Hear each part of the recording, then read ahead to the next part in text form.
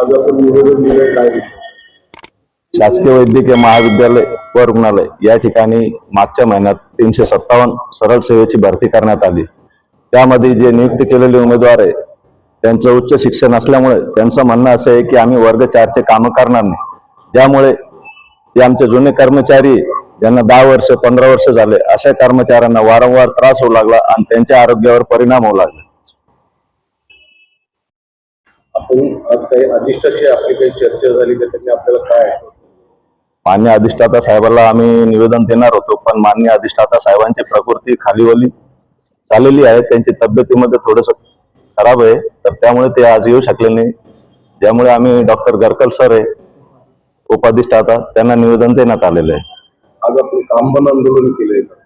काम बंद आंदोलन केलं होतं, पण सरांच्या शब्दाला मान दिला आम्ही। मान्य डॉक्टर गरकल सरांनी सांगितलं, रिक्वेस्ट केली की बाबा आपण जुने कर्मचारी आहे, तुम्ही त्यांच्या बोलण्यावर जाऊ नका, काय आहे मान्य अधिष्ठाता साहेबांसोबत मी चर्चा करून आपल्याला बोलवतो व जेवढे काही प्रश्न असतील ते सर्व मार्गी लावतो।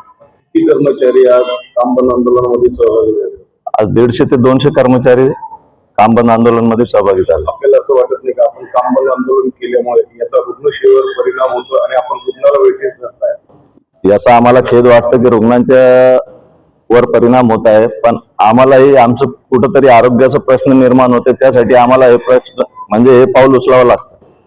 याबाबत यापूर्वी आपण काही पत्रव्यवहार केला होता, अधिष्ठातांशी काही चर्चा झाली होती का या विषयावर? आम्ही ज्यावेळेस सरळ सेवा भरती करण्यात आली त्यावेळेस मान्य अधिष्ठाता साहेबाला सांगण्यात आलं होतं की मान्य अधिष्ठाता साहेब, हे जेवढे काही आपण नवीन नियुक्त कर्मचारी भरती करताय त्यांचं उच्च शिक्षण झालेलं आहे, हे वर्ग 4चे कामं करणार नाही। ते म्हणे नाही, त्यांना आपण पत्र देतोय, त्यांना सगळं काही समजून सांगतोय, ते कामं करतील, पण आज ते असं म्हणतात की बाबा आम्ही कामं करणार नाही।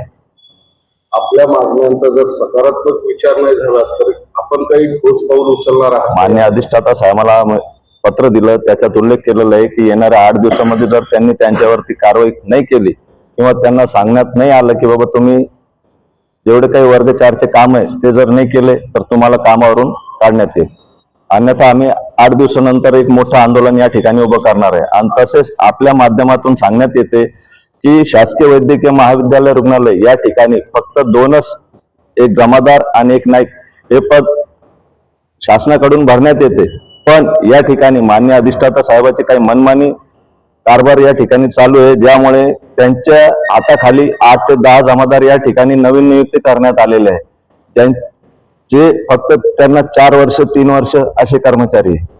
यांचा पगार कोण करतोय?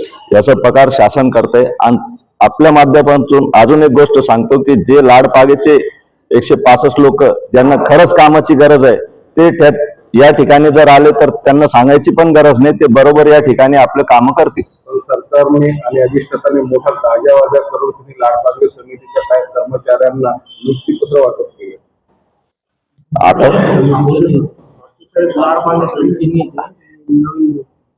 आता जे 357 लोकांची भरती केलेली आहे त्यामध्ये एकही उमेदवार लाडपागे समितीचा नाहीये, ते फक्त 357 सरळ सेवेच्या भरतीच्या माध्यमातून आलेले आणि त्याच्यामधून पण 191 लोक आले आणि त्याच्यामधून पण अर्धवट म्हणजे 70 ते 80 लोक त्यांनीच नियुक्तीपत्र घेतलेले।